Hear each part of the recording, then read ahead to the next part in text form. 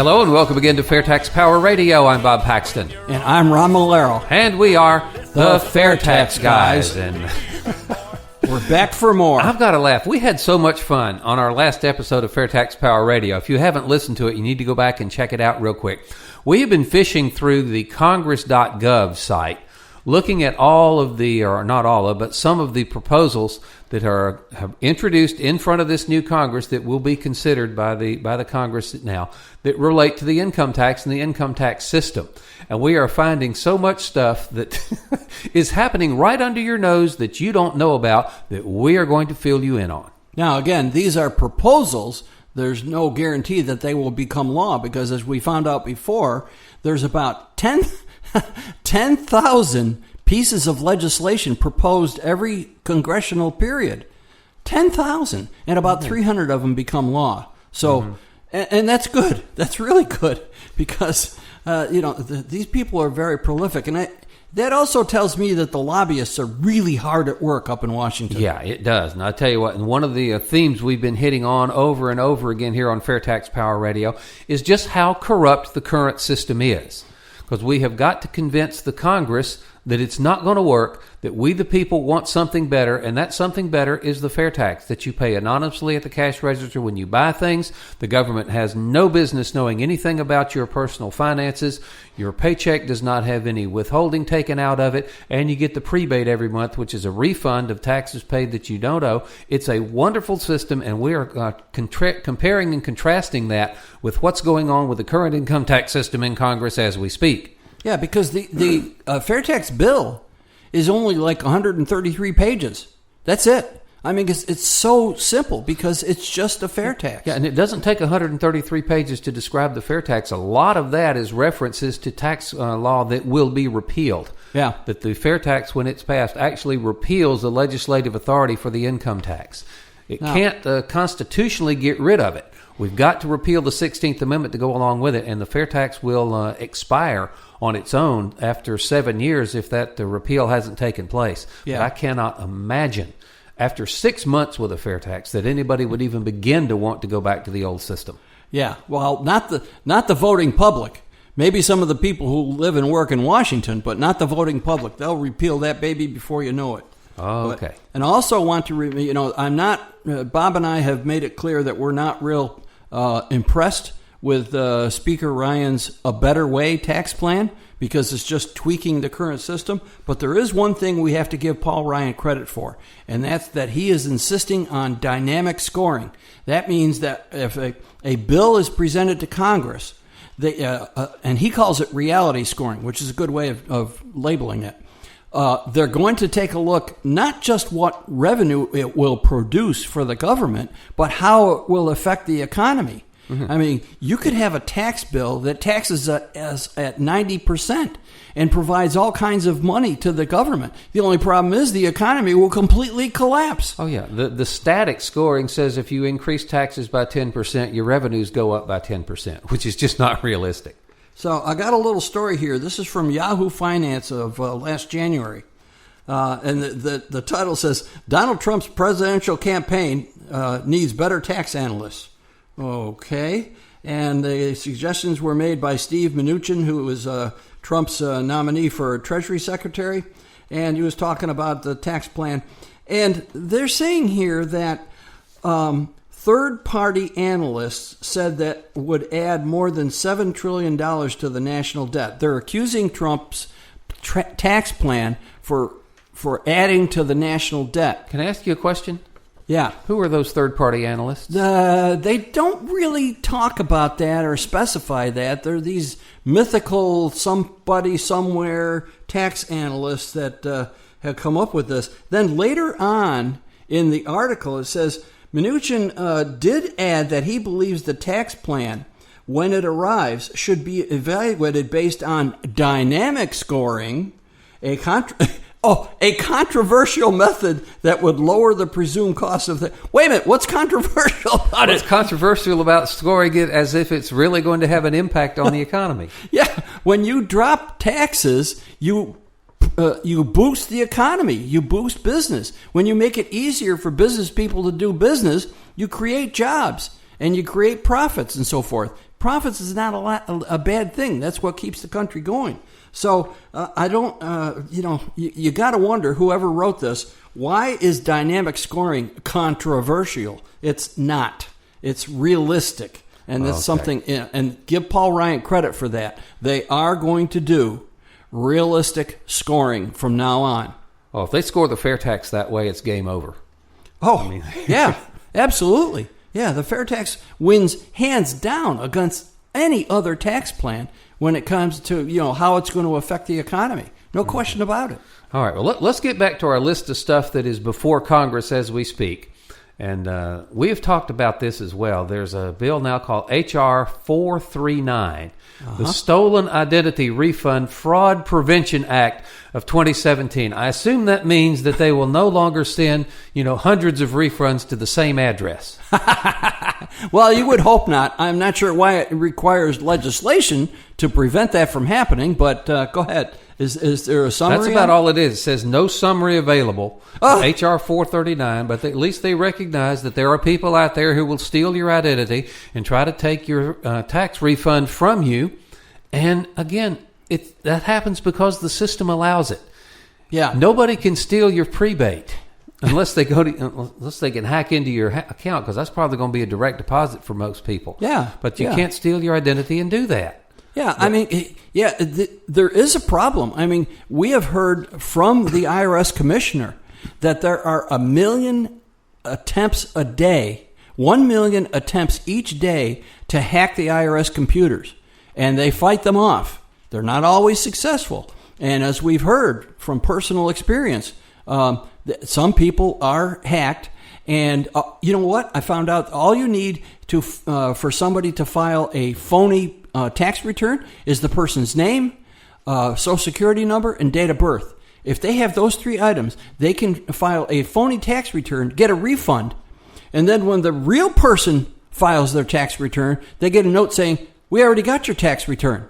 And then that person who's been victimized goes through months and months and months of sheer hell to try to straighten things out. So I guess that's a good reason to file early, before the thieves do. Yeah. Or at least to have it so that you owe the IRS all kinds of money so they don't send out... But the system should not allow that to happen. Yeah, and a sales tax doesn't. Do you ever hear about this type of problem with a sales tax? We got 45 of the 50 states that have a sales tax. Do you ever hear that people's sales tax information is hacked?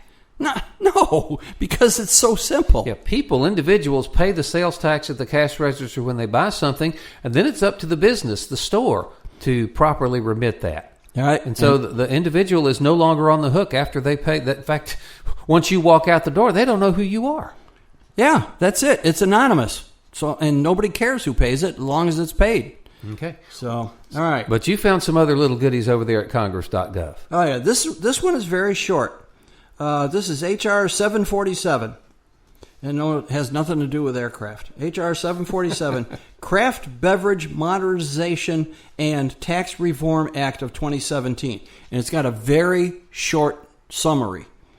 To amend the Internal Revenue Code of 1986 to reform taxation of alcoholic beverages. Well, don't they tax them when you buy them? I don't know. I never buy any. Not my thing. I guess there's an excise tax on liquor and stuff like that. So they want to modernize, and it's a craft beverage. That refers to beer, doesn't it? Because there's a lot of craft beer. I think so. These little microbreweries and so forth that create their own beer. I'm not a beer connoisseur, so me neither. Yeah, but Craft Beverage Modernization and Tax Reform Act. So they want to get the IRS involved with your beer. That ought to raise some eyebrows. I got another one that is undoubtedly the result of a lobbyist somewhere working on behalf of somebody. This is H.R. 896. H.R. 896 before the Congress to amend the Internal Revenue Service Code of 1986 to exempt amounts paid for aircraft management services, exempt them from the excise taxes imposed on air transportation. Oh, good heavens. Another break that somebody gets that you and I probably aren't going to be able to take advantage of. No, and it also shows you that when it comes to being creative, Congress critters are very creative in creating new taxes taxes on just about anything you can think of. Management fees or whatever, or what was that? Leasing fees? This says to amend the IRS code to exempt amounts paid for aircraft management services. And I would guess that's the guy that makes sure that your private jet is on the tarmac when you're ready to go back home. Yeah, okay. So, there's a big company that does aircraft management services, and they've got a great lobbyist in there whining and dining a member of Congress and proposing this legislation. That's exactly what's happening. So they're going to exempt those folks from excise taxes imposed on air transportation. Lovely. All right. I've got one that I actually like. And this is, you're going to love this, H.R. 397, Members of Congress Tax Accountability Act of 2017. Yeah. Accountability? Congress? Somehow those two words don't go together.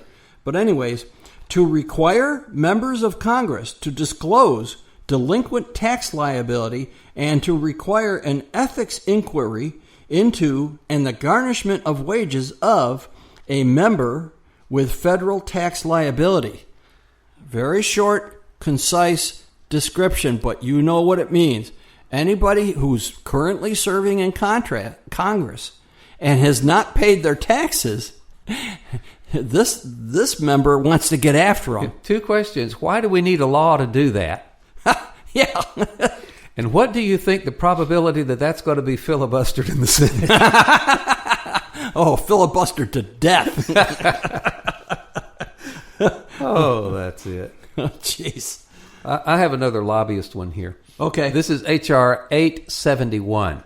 To amend the Internal Revenue Service Code of 1986 to exempt premiums paid on non-cash value property and casualty insurance from the taxes to enforce reporting on certain foreign accounts. I have no idea what that means, but it was obviously written by a lobbyist somewhere. Yeah. Foreign accounts? Yeah. So exempt the premiums paid on non-cash value property and casualty insurance. Exempt them from the taxes to enforce reporting on certain foreign accounts. Yikes. Do we think that the current tax code is just a little bit beyond the comprehension of the Joe average American? Yeah, because that really, there probably are some people listening that knows, exactly what that means and can think of an example, but I can't come up with one right now. Mm-hmm. Okay, this one is H.R. 840. We didn't do that, did we? I don't think so. No, okay. What? All right, we have so many numbers here. We have a lot to work from, by the way. To amend the Ethics in Government Act of 1978. Now, this isn't directly on the income tax, but it's related. To amend the Ethics in Government Act of 1978 to require President, Vice President, and Cabinet-level officers to release their tax returns for other purposes. Oh, wait a minute. For other purposes, that could be anything. Yeah, that sounds like something we talked about last time, the H.R. 540, the Presidential Tax Disclosure Act, which applied only to the president. Now, it looks like that one's going to expand it some. Yep. And so this is somebody else that, this is pure politics. Pure politics. And again, I make the point. These people have submitted their tax returns to the IRS. What's the IRS now? I mean, Swiss cheese? I mean, isn't the IRS capable of looking at these returns and seeing if there's something wrong with them and then, informing the person? Why can't we trust the IRS to take care of these tax liability, whatever the tax liability is? And why don't we stop poking our noses into other people's business? I don't care if they're running for president or running for mayor of Podunk, Illinois. Who cares? And again, I'll say it again. The income tax in this country, over 100 years now, has created a nation of people who are obsessed with what other people make. Let's mind our own business. Okay. Well, I found another one here that occasionally you find stuff that you said you found stuff that you like. H.R. 562, the Obamacare Regressive Tax Relief Act, reduces the penalties for failing to carry the health insurance required by the ACA. Why is the IRS messing with our health care? Yeah, well, whenever you hear that the IRS is going to be involved in our health care, all kinds of red flags should go up. So, but that's not enough. I mean, that bill in itself would modify Obamacare, okay, and modify the tax code, but in itself, it's not enough. So, and we're not going to get into the discussion. Let's just repeal the entire income tax so that there's no longer anything to hang that on. Yeah. And that's what we get with the fair tax. We have to keep repeating over and over again, the fair tax is the only tax reform proposal on the table that is a consumption tax. It taxes spending. It does not tax income. It gets rid of the income tax. Goodbye, gone. Gets rid of the withholding that supports it. Goodbye, gone. Gets rid of all the government fat noses into your personal financial business. You pay it anonymously at the cash register when you buy things, and that is it. That's all there is to do with the fair tax, and we don't have to mess with all this other stuff. Yeah, yeah. Because, I mean, you can see by what we've been talking about in this episode and the previous episode, the tax code is simply out of control. I think we ought to take a little break here before we go on with some of these and tell people how they can help. Oh, sure. One is to help the Americans for Fair Taxation. Bob and I are volunteers. We live in Florida, and we're volunteers with the Florida Fair Tax Educational Association. And one of the people that helps us out from time to time, who also lives here near us, is Randy Fisher. He is a board member of the national group, the Americans for Fair Taxation. All volunteers. There are no paid positions in these organizations. All volunteers. And Steve Hayes, the national president, he goes to Washington once a month at his own expense to talk to people in Congress, staffers and congressmen and senators and so forth, at his own expense. So you can help us out. You can help the organization by going to bigsolution.org. That's singular. bigsolution.org. And just look over the website. There's a connect, support, contribute, and build. And you can figure out what they are. But that's a great way for you to support our efforts and get this done. Yeah, we should point out when AFFT, Americans for Fair Taxation, was first founded, it was founded by some very wealthy businessmen in Texas, which had a lot of their billions behind it. And since they have now since turned over control of AFFT to a grassroots more type of organization, which means that it's a bit more responsive, but we don't have those billions of dollars behind us anymore like we used to. So it is a bit more pressing than it used to be that people who want to see the fair tax come on and support us with it. Doesn't have to be a huge amount. We suggest $10.40 a month. Yes. Which is a couple of cups of coffee at Starbucks. $10.40 a month to AFFT to get rid of the Form 1040 forever. Great idea. You ought to do it. Yeah, it is. And we really need your help because not only do we need to pay the monthly bills, we need to build up a war chest so we can start running some ads on TV. That was something that came up during our Facebook Live a couple of weeks ago that somebody was asking, why aren't you doing this? Why don't we see fancy ads on TV and in magazines and newspapers and things like that? It's just very simple. The money's not there. Yeah. I mean, it costs a lot of money to run ads and nationwide ads on TV. And frankly, we just don't have it right now. But we could if we got millions of people behind us. So tell everybody you know about FairtaX Power Radio. We put out a new episode every Friday morning. It's a great way. We have a free app. Whether you have an iPhone or an Android, there's a free FairtaX Power Radio app. So go to your app store, download it. That's a very simple way to keep up with the episodes of FairtaX Power Radio. And we try to make these things as informative and entertaining as possible. But it's a great way to learn about the fair tax and to have other people learn about the fair tax. And, of course, like us on Facebook and participate in our Facebook Live. Next one tentatively scheduled for March 6th. So we'll hopefully can nail that down here fairly soon. Yeah. And there's also, to let the White House know what you think about tax reform or anything else, you go to whitehouse.gov/contact. whitehouse.gov/contact. And there's a form for you to fill out and let them know. And we hope you say something about the fair tax. In fact, I would go so far, you should make a suggestion that they create the office of White House Fair Tax Czars and put Bob and I in those positions. Oh, how cool will that be? Yeah, I would do it for free. Just pay my expenses. Indeed. I want the office next to Kellyanne Conway. So, yes, White House Fair Tax Czars. I better be careful. Okay, shall we continue with our continue with your list? Proposals? I'll tell you what, you and I both landed on this one, and it's got to be one of my most favorite ones in the whole bunch. H.R. 889. Oh, yeah. Yeah, go ahead. To provide for the establishment of an office within the Internal Revenue Service to focus on violations of the Internal Revenue laws by persons who are under investigation for conduct relating to the promotion of commercial sex acts and trafficking in persons and crimes, and to increase the criminal monetary penalty limitations for the underpayment or overpayment of tax due to fraud. You're going to penalize someone because they overpaid their taxes? Am I reading that right? But Yeah. Why do we need another office within the Internal Revenue Service for going after those particular violations? Isn't that what the agency is supposed to be doing? By the way, that wasn't the summary. That was the title. That whole thing that Bob read was the title of this legislation. There is no summary. You don't need a summary. The title is almost a page long.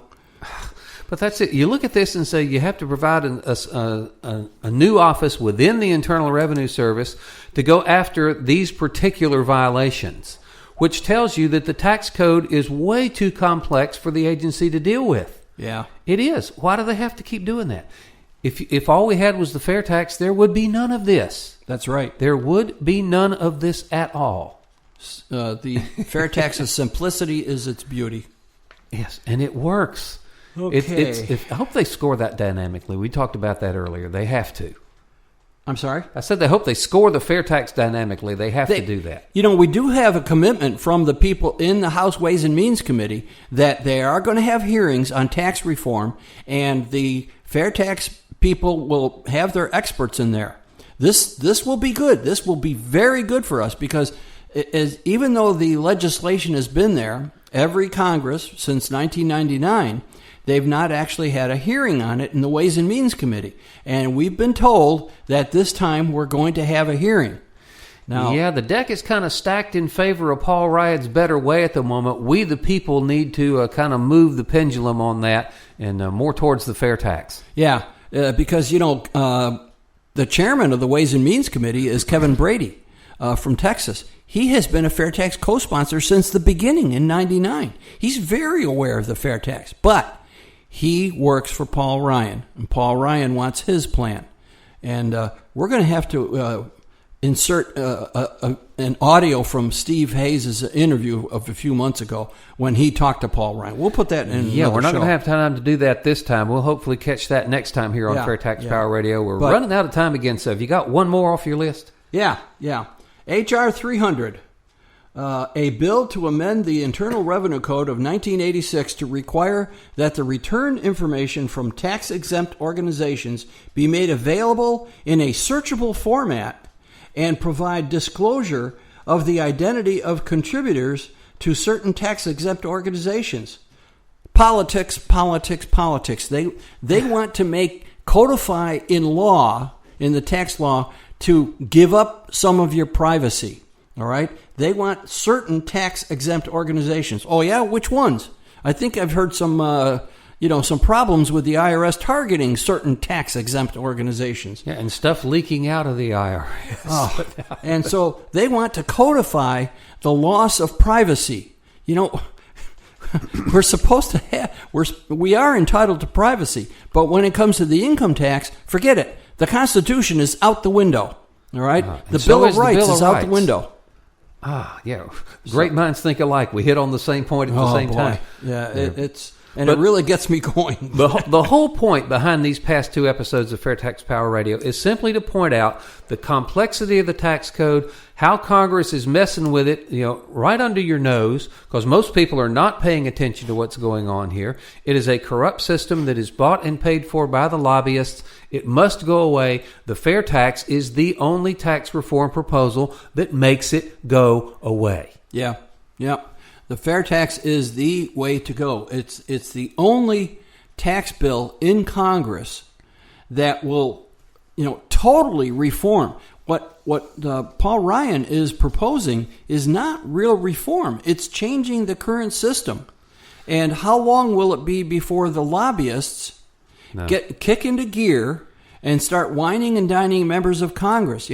Yes, Paul Ryan's plan will help the economy temporarily. We saw this happen in the mid-'80s with President Reagan. That's right. Exact same thing. Simplification, fewer tax brackets, stuff like that. It worked for a while. Great period of economic growth during that time.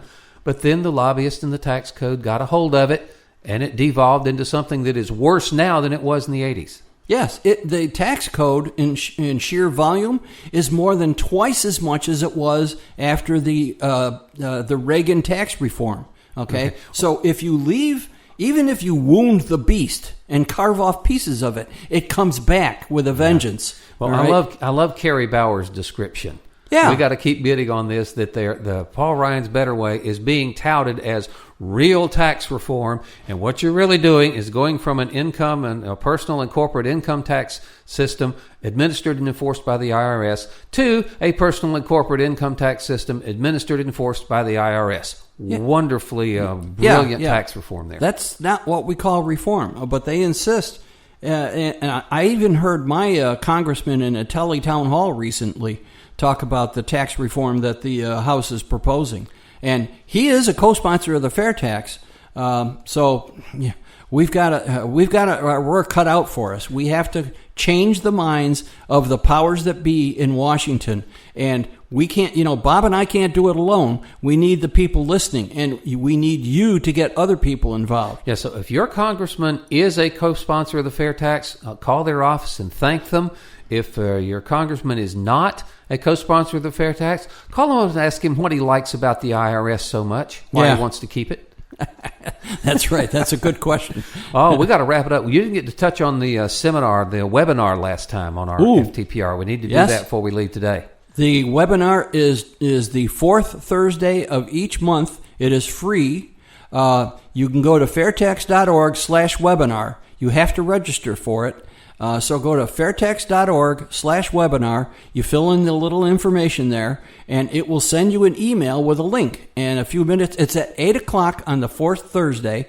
And so a few minutes before 8, you click that link, and boom, you'll be inserted into the webinar. It is interactive, all right, just like our Facebook Live events. Yes, that is so much interactive. Fun. We do appreciate everybody who participated in our Facebook Live event, and we're slowly getting there. We know we still got a couple of little technical issues that we have to deal with, and hopefully we'll get those resolved and taken care of. But we do appreciate well over 2,000 people reached this last time. Yeah, I was very pleased with those numbers. Yep. Indeed. And our thanks to Randy for being the behind-the-scenes support for that as well. We can't do this without him. Yep. Let's see. Don't forget our Facebook page. And bigsolution.org. Bigsolutionsingular.org. That's where you can participate and get it and help us get this done.